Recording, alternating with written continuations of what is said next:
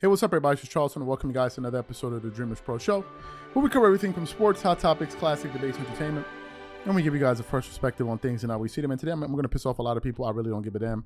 But before we get into it, please make sure you like the video and subscribe to the channel. Now, this is a particular show here that it's kind of been like a slow burn, right? I've been slowly coming to the realization of, okay, this is time to produce a show around this. As you all know, many people in the media are desperate for the Lakers to be relevant. They are desperate, right? They spend all day talking about what trades can they do, what can they do, what can they do, what can they do, to the point where people like personalities like Charles Barkley is beginning to make fun of this, like on television, like, why? This is the only 13 seed we got to talk about. This is the only 13 seed we got to talk about. And I understand, right? Some NBA fans have complained, hey, man, there's so many teams in the NBA. Why are we only focusing on the Lakers? And it seems like there's just been this concerted push. There's been so much energy around getting the Lakers into the playoffs. And funny enough, I don't see this type of push for the New York Knicks. New York is the biggest market in the United States. Why are we not pushing for the Knicks like that? Like, I mean, whatever. But I've been noticing that. That's the first thing. The other thing I've noticed is that, you know, I thought that it was just people in the media, I'm talking about big media, ESPN, FS1, and these guys that are, you know, strong proponents for LeBron James and the Lakers. It's not just them. It's not just them. There are a lot of platforms on YouTube, like a lot, I'm beginning to understand, that are heavy Laker. They're very Laker-centric, very LeBron-centric.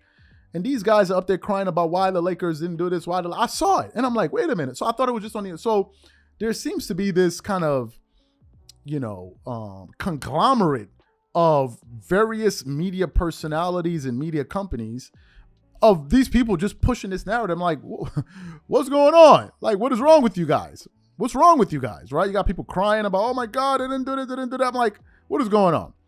Here's the truth about it. And I got a lot of thoughts about this. The Lakers just missed out big time on this Kyrie Irving deal. Had Kyrie gone to the Los Angeles Lakers, they would have been a top 4 seed in the Western Conference. They would have been a legitimate contender in the West because of all of the things that Kyrie brings to the table. He brings shooting. He's a 50-40-90 guy. He's another scorer. He's another ball handler. He has championship experience. They would have gotten a a clear-cut closer for the team. He has chemistry with LeBron James. There were so many positives to Kyrie Irving joining the Lakers. There were so many positives. He would have solved so many of their problems. And given the fact that they weren't able to get him, you even saw LeBron James take to Twitter where he tweeted, maybe it's me, right? Maybe it's me. Whatever that means. Maybe, you know, it's happening to me. I don't know exactly what it means, but maybe it's me. Basically him kind of crying about the fact that he wasn't able to get Kyrie Irving. So LeBron is fully aware of it. And the sad truth is Kyrie would have changed life for the Lakers. Which brings me to something I've been thinking about quietly to myself. You know, we got people all day that come up in here twerking it up, telling me, oh, why do you got LeBron? Why you're a LeBron hater? Debate me. How many people you see anywhere, any serious shows, got people calling up, random people calling up, debating them randomly? What serious shows do you see doing that? Would you call up First Takes, ESPN First Take, call up one of these shows and debate with them. But when you see an independent creator, yeah, anything goes. Anything goes. Like, just call them up. Let's just start debating. Like, what is this? You think we're just here just doing stuff randomly? No. Like, we're not serious about our business. We just let anybody up here and just start debating. For what? Why would I do that? But in all of this, there's a point here that I think a lot of people are not noticing. And I'm going to point it out. The LeBron fans don't like it, but I don't care. But guess what? They don't like it, but they're going to watch. They're going to watch anyway. The way the Lakers are pushing, or were pushing, because now it's past tense, we're pushing for Kyrie Irving. The way there was this concerted push, it's causing me to ask a serious question here. Number one, had the Lakers gotten Kyrie Irving and they won a championship this year, it would have meant that 4 of the 5 LeBron titles were on super teams. Kyrie Irving, LeBron James, and Anthony Davis is a super team. This is where you catch these jokers. This is where you catch these jokers. We just recently put up a poll on our channel, right? And people are here crying. I don't even know why. The poll was simply this. Who's the top duo in the NBA right now? Joel Embiid, Jason Tatum, Nikola Jokic, Nikola Jokic and Murray, Tatum and Brown, Luka and Kyrie. And 55% went for the Celtics duo. Joel Embiid got 9%. Luka and Kyrie got 22%. Kawhi and PG got 6%. Murray and Nikola Jokic got 8%. I then posted and I pinned it. I said it came down to LeBron and AD and Luka versus Kyrie. Given the fact Luka by himself already has the Mavs in the 6th seed in the West, it would be absolutely ridiculous to put LeBron and AD on this list. Some people disagreed with me.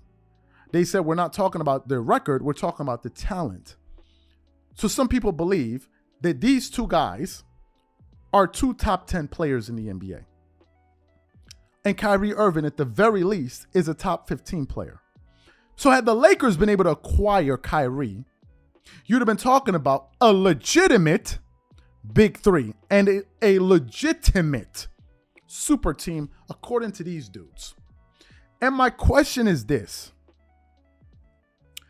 If LeBron is as good as you say he is, or as good as you want us to think in relation to Kobe Bryant and to Michael Jordan, why does LeBron need a super team to win? Number 1. Number 2, why is Kyrie Irving coming to rescue LeBron? Do y'all realize that if Kyrie came to the Lakers, he's actually coming to rescue LeBron James and the Lakers? Whoever came to rescue Kobe Bryant or rescue Michael Jordan? Y'all keep telling me that he's on the level of Jordan, which I think is one of the dumbest, idiotic debates to have in all of sports, but it happens every day. But Jordan, with a much lesser Washington Wizards roster, was able to get, at the age of 40, mind you, was able to get the Washington Wizards to a 37-45 record at the age of 40 years old. As we currently speak, you jokers out there, you jokers, that's what I'm going to call you guys, because that's what you guys are talking about LeBron is better than Jordan or on his level. As we sit here and we speak, the Lakers have a 25-29 record. So LeBron, with Anthony Davis, who comes and goes, but with a constant in Russell Westbrook, is on par to win the same or probably less games than a 40-year-old Michael Jordan. And we're just going to let it slip by that LeBron is actually trying to create another super team. And at the end of it, had they won that, these clowns would have been running around, twerking it up all over the place, talking about, you see, he's on the level of Go James, Billy Goat, a Billy Goat.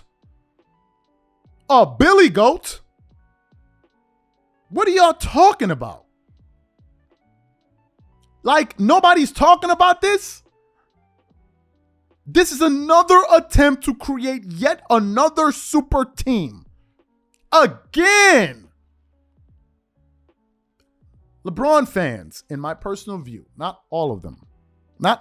There's some level-headed LeBron fans. The vast majority of them are the most delusional, self-deluded fans in all of sports. The most self-deluded fan base. They argue absolutely pure, sheer stupidity on a daily basis.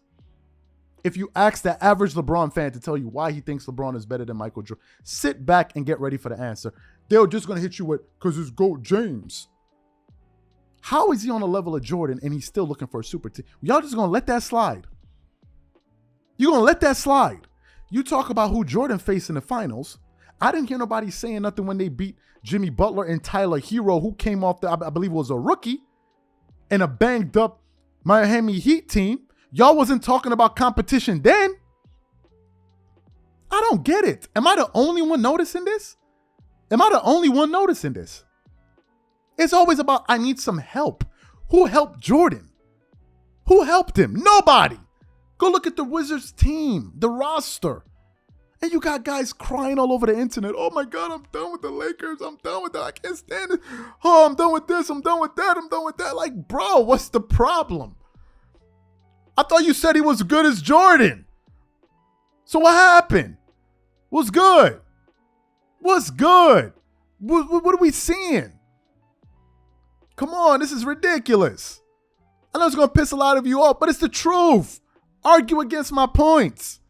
Well, he a hater. That's all they got to say. He a hater. This is corny business.